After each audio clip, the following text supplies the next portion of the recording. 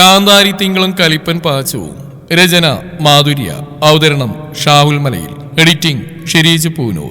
യാതൊരു ഭാവഭേദവും മുഖത്ത് കാണിക്കാതെ അവരിൽ നിന്ന് കണ്ണുമാറ്റി തിങ്കൾ ചാക്കിട്ടെടുത്ത് അപ്പുറത്തേക്ക് പോയതും പ്രവീണ സങ്കടത്തോടെ നോക്കി നിന്നു. എന്തൊരവസ്ഥയാലേ ചന്തു ആ കുട്ടിക്ക്. എനിക്ക് അതിന്റെ കാര്യം ഒരിക്കുമ്പോ ചങ്ക് വിട്ടുക. നോവോടെയുള്ള പ്രവീണയുടെ പറച്ചിൽ. നിനക്കറിയോ പ്രവി ആ കുട്ടിയെ? തെല്ലൊരത്ഭുതത്തോടെ ചാന്ദിനി അവരെ നോക്കി. പിന്നെ അറിയാതെ എന്റെ മിഥുവിന്റെ കൂടെ പഠിച്ചല്ലേ അവള്? മിഥുവിന്റെ കൂടെയോ? ചാന്ദിനി അത്ഭുതത്തോടെ അവരെ നോക്കി. ശരിയാ, ജയിലിൽ അവള് 7 വർഷത്തോളം കിടന്നല്ലേ. എന്നാൽ അത്രയും പ്രായം ആ കുട്ടിക്കുണ്ടെന്ന് കണ്ടാ പറയില്ല. ഇപ്പോഴും കോളേജിൽ പഠിക്കുന്ന പ്രായം അത്രയേ ഉള്ളൂ. മിഥുവിന്റെ കൂടെ പഠിച്ചാണെങ്കിലും അവനേക്കാൾ 1-2 വയസ്സിന് എളുപ്പമുണ്ട് തിങ്കളിന്. ആ മണ്ടൻ 9 വർഷം തോറ്റല്ലേ. പ്രവീണ പറഞ്ഞിരുത്തിയതും ഒന്ന് മൂളിക്കൊണ്ട് ചാന്ദിനി അവിടെ കയ്യും പിടിച്ച് പെട്ടെന്ന് അകത്തേക്ക് കയറി. കാര്യങ്ങളൊക്കെ ശരിക്കും ചോദിച്ചു മനസ്സിലാക്കാൻ ഒരാളായല്ലോ. വൈകുന്നേരം 3:30 തുടങ്ങി 6 മണി വരെയാണ് ഡാൻസ് ക്ലാസ്. ഇന്നത്തെ തിരുവാതിര പ്രാക്ടീസ് കഴിഞ്ഞു വന്നപ്പോൾ മിഥു പറഞ്ഞറിഞ്ഞ ഇക്രുവിനെ കാണാനും ചാന്ദിനിയുടെ കയ്യിൽ നിന്ന് കോഴിമുട്ട വാങ്ങാനുമാണ് പ്രവീണ ഇങ്ങ് പോകുന്നത്. ഇന്നലെ മിഥുനും അശോകേട്ടനും പറഞ്ഞ് തിങ്കൾ വന്ന കാര്യം പ്രവീണ മുന്നേ അറിഞ്ഞിരുന്നു. പ്രവീണയും കൊണ്ട് വാതിൽ തുറന്ന് അകത്തേക്ക് കയറുമ്പോൾ തന്നെ ഇന്നലെ ഉണ്ടായ കാര്യങ്ങൾ മുഴുവനും വിലാസിനെ പറഞ്ഞടക്കമെല്ലാം ചാന്ദിനി അവരോട് തുറന്നു പറയുകയും ചെയ്തു. എന്റെ ചന്തു, ആ തള്ള പറഞ്ഞപ്പോഴേക്കും നീ വിശ്വസിച്ചോ? അല്ലെങ്കിൽ തന്നെ നീ ഒന്ന് ആലോചിച്ച് നോക്കി. ആ പെൺകൊച്ച് അവൾക്ക് ഒന്ന് ആ വൃത്തിയിട്ടവൻ ഇത്രയും ചെറുപ്പത്തിൽ പ്രേമിച്ചാണെന്നൊക്കെ പറഞ്ഞ എങ്ങനെ പറഞ്ഞു മുഴുമിക്ക് മുന്നേ പ്രവീണ നിർത്തി. ശരിയാ, ഇപ്പോഴത്തെ കാലം വെച്ച് നോക്കുമ്പോൾ വിശ്വസിച്ചാലും കുറ്റം പറയാൻ പറ്റില്ല. പക്ഷെ തിങ്കളെ നീ മുന്നേ അറിയാമായിരുന്നെങ്കിൽ നീ അവളെ ഒരിക്കലും അവിശ്വസിക്കില്ല ചന്തു. എനിക്ക് അവളെ നല്ലപോലെ അറിയാം. തിങ്കളുടെയും താരയുടെയും അച്ഛൻ കൃഷ്ണൻ അശോകന്റെ സുഹൃത്തുക്കൾ ഒരാളായിരുന്നു. പ്രമീളയായും സരോജന ചേച്ചിയായിട്ടും എനിക്ക് പരിചയമുണ്ട്. പ്രവീണ പറഞ്ഞു തുടങ്ങിയതും ചന്തുവും ശരിയായ കാര്യങ്ങൾ എന്താണെന്ന് അറിയാനുള്ള ആകാംക്ഷയിൽ തിടുക്കത്തോടെ അവർ ഉറ്റുനോക്കി. അശോകേട്ടൻ എപ്പോഴും പറയും ചന്തു, തിങ്കളിന് അവിടെ അച്ഛൻ കൃഷ്ണന്റെ സ്വഭാവമാണെന്ന്. പക്ഷെ താര അങ്ങനെയല്ല കേട്ടോ. തിങ്കളും താരയും സഹോദരികളാണെങ്കിലും രണ്ടുപേരുടെയും സ്വഭാവം രാവും പകലും പോലെയാ. ആരെന്തു പറഞ്ഞാലും കേട്ട് തലയാട്ടിയല്ല അനുസരിച്ച് അവരുടെ ഇഷ്ടം നേടിയെടുക്കുന്ന അടക്ക ഒതുക്കുള്ള ഒരു പാവം പെണ്ണാണ് താരയെങ്കിൽ തിങ്കൾ അവൾക്ക് ഇഷ്ടമില്ലാത്ത, അവൾക്ക് തെറ്റായി തോന്നിയ ഏത് കാര്യമാണെങ്കിലും അത് തെറ്റാണെന്ന് ആടുമ്പോഴും തുറന്നു പറയാൻ ഒരു മടിയുമില്ല. അതിനവൾക്ക് അവളുടേതായ ന്യായങ്ങളുണ്ട്. അശോകേട്ടനോട് വരെ കുഞ്ഞായിരിക്കുമ്പോൾ അവളെന്തോ കാര്യം പറഞ്ഞ് തർക്കിച്ചിട്ടുണ്ട്. അവളുടെ അച്ഛനെ കൊണ്ട് കള്ളു കുടിപ്പിച്ചാണെന്ന് തോന്നുന്നു. അവസാനം അശോകേട്ടൻ നിന്റെ അച്ഛനെ ഇനിയൊന്നും കൊടുക്കുന്നില്ലെന്ന് പറഞ്ഞ് തൊഴുതു നിന്നിട്ടാ അന്ന് പെണ്ണൊന്ന് അടങ്ങിയത്. പഴയ ഒരു ഓർമ്മയിൽ കുഞ്ഞിത്തിങ്ങളുടെ മുഖം മനസ്സിൽ കണ്ട പോലെ പ്രവീണ വെറുതെ ഒന്ന് ചിരിച്ചു. ചാന്ദിനിയുടെ ചുണ്ടിലും വന്നു ആ സമയം ഒരു പുഞ്ചിരി. നല്ല വാക്സാമർത്ഥ്യം അപ്പോഴേ ഉണ്ടായിരുന്നു പെണ്ണിന്. അതുകൊണ്ട് എന്താ, കുശുമ്പും കുന്നായ്മയൊക്കെ പറയും നമ്മുടെ നാട്ടിലെ ചിലർക്ക് അവളോട് പണ്ടേ താല്പര്യമില്ലായിരുന്നു. പക്ഷെ എനിക്ക് താരേക്കാളും ഇഷ്ടം തിങ്കളിനെ ആയിരുന്നു കേട്ടോ. പെണ്ണുങ്ങളായ കുറച്ച് തണ്ടൊക്കെ വേണം. സത്യം പറഞ്ഞാൽ മിഥു 9ാം ക്ലാസ്സും 10ാം ക്ലാസ്സും ജയിക്കാൻ കാരണം തന്നെ തിങ്കളാ. എല്ലാവരും പറഞ്ഞു പഠിപ്പിച്ചു വിട്ട് പെണ്ണ് ട്യൂഷൻ വരെ അവൻ എടുത്തു കൊടുത്തു. 10ലും +2ലും ഫുൾ A+ ആയിരുന്നു അവൾക്ക്. അവളുടെ അനിയത്തിയില്ലേ ആ താര, അവള് +2 തോറ്റു. എന്നിട്ട് ആ ശ്രീത്തിനെ കല്യാണം കഴിച്ച്. അവൻ അതിനേക്കാളും വലിയൊരു തെണ്ടി. തിങ്കളുമായിട്ടായിരുന്നു കൃഷ്ണേട്ടൻ ജീവിച്ചിരിക്കുമ്പോൾ തന്നെ അവരുടെ കല്യാണം വാക്കാലും പറഞ്ഞു വെച്ച്. കൃഷ്ണേട്ടൻ അറ്റാക്ക് വന്നാ മരിച്ചു കഴിഞ്ഞപ്പോഴായിരുന്നു സരോജിനേച്ചി മോളുടെ അടുത്ത് പോയി ശരിക്കും ആ ബന്ധം ഉറപ്പിക്കുന്നത്. ഞങ്ങളുടെ നാട്ടുകാർ അപ്പോഴാ കാര്യം അറിയുന്നത്. തിങ്കളിന്റെ പഠിപ്പ് കഴിഞ്ഞിട്ടാണ് കല്യാണമെന്ന് സരോജിനേച്ചി എന്നെ നാട്ടിൽ പറഞ്ഞ് പരുത്തുകയും ചെയ്തു. അപ്പൊ അവർക്ക് രണ്ടുപേർക്ക് ഇഷ്ടമുണ്ടായിരുന്നോ?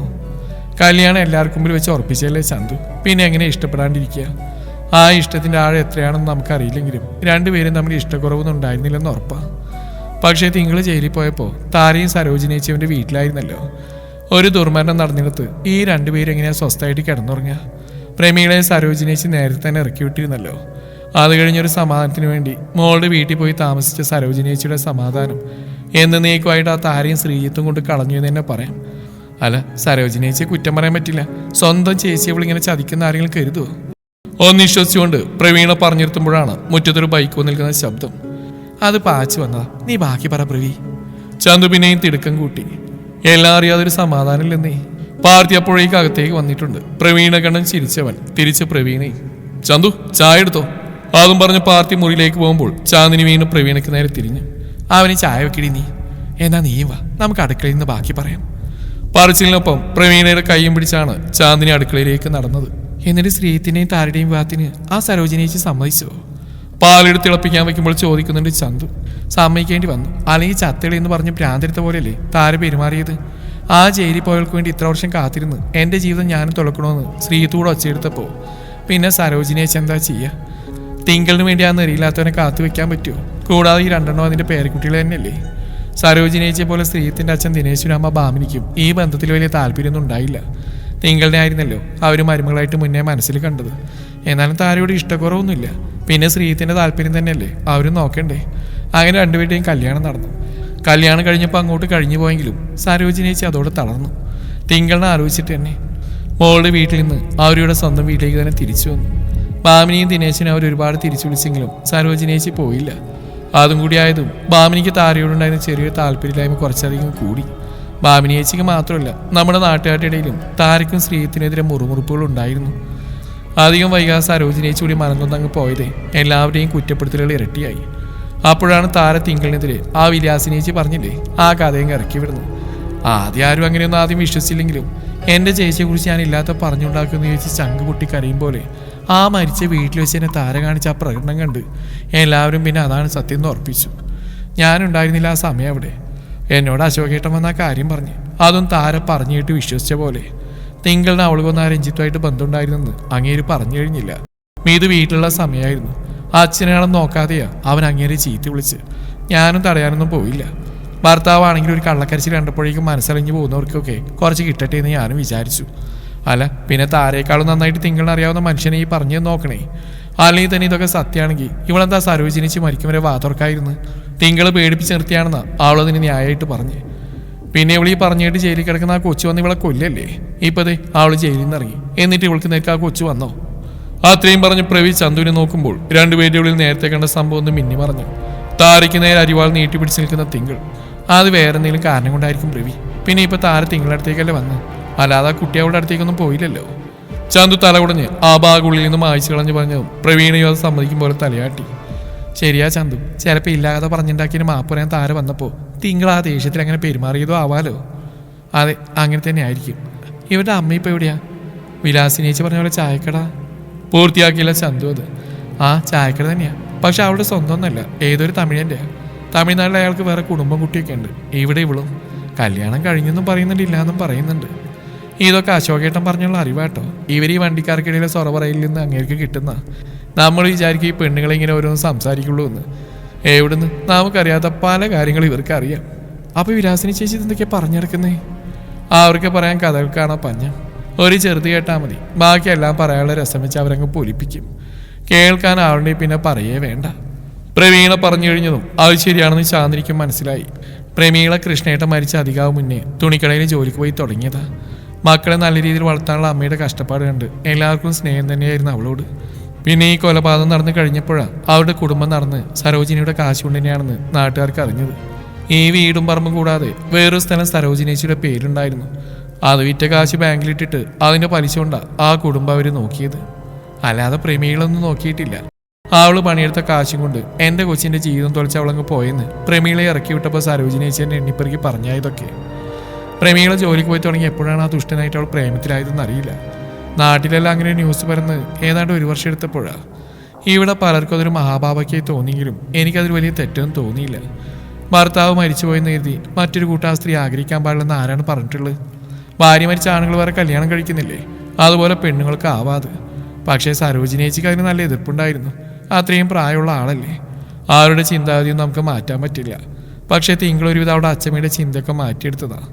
അമ്മയ്ക്ക് അങ്ങനെ ഒരു ഇഷ്ടമുണ്ടെങ്കിൽ അത് നടന്നോട്ടെ എന്ന് അവൾ പറഞ്ഞിട്ടുണ്ട്.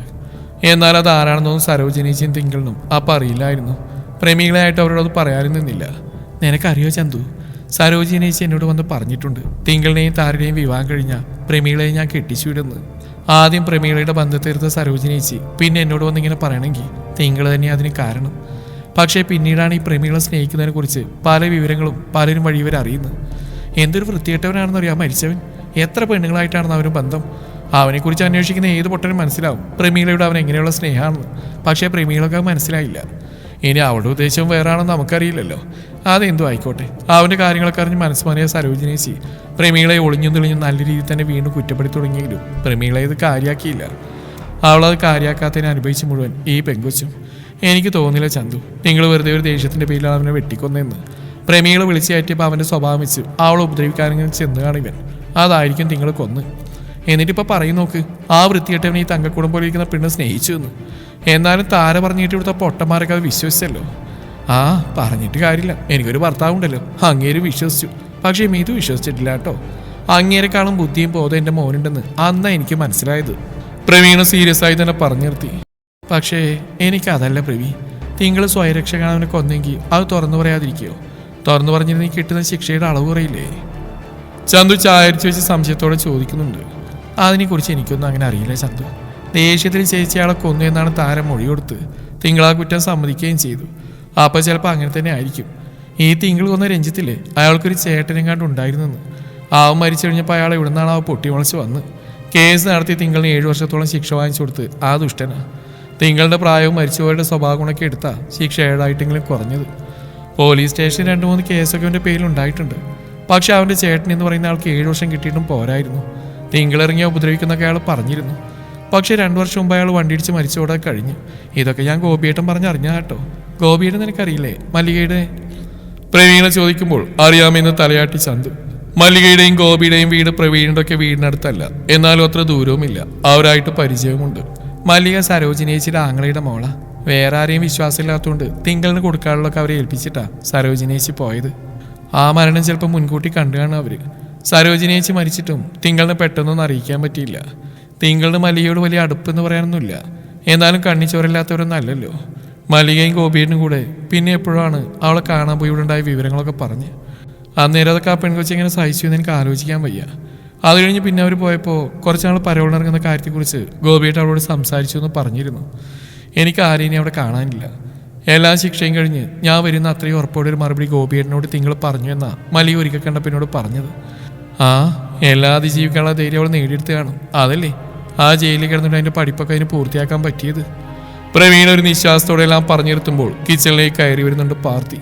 കുളി കഴിഞ്ഞിട്ടുണ്ട് അവൻ്റെ. ഉണ്ടാക്കി വെച്ച ചായ എടുത്തവൻ പുറത്തേക്ക് പോകുമ്പോൾ തിങ്കളിനെ പറ്റി ഓർത്ത് കലങ്ങി നിറഞ്ഞിരിക്കുന്ന ചാന്ദിനിയുടെ കണ്ണിലേക്ക് വെറുതെ ഒന്ന് നോക്കുകൂടി ചെയ്തു. എന്താ തിങ്കൾ പഠിച്ചേ?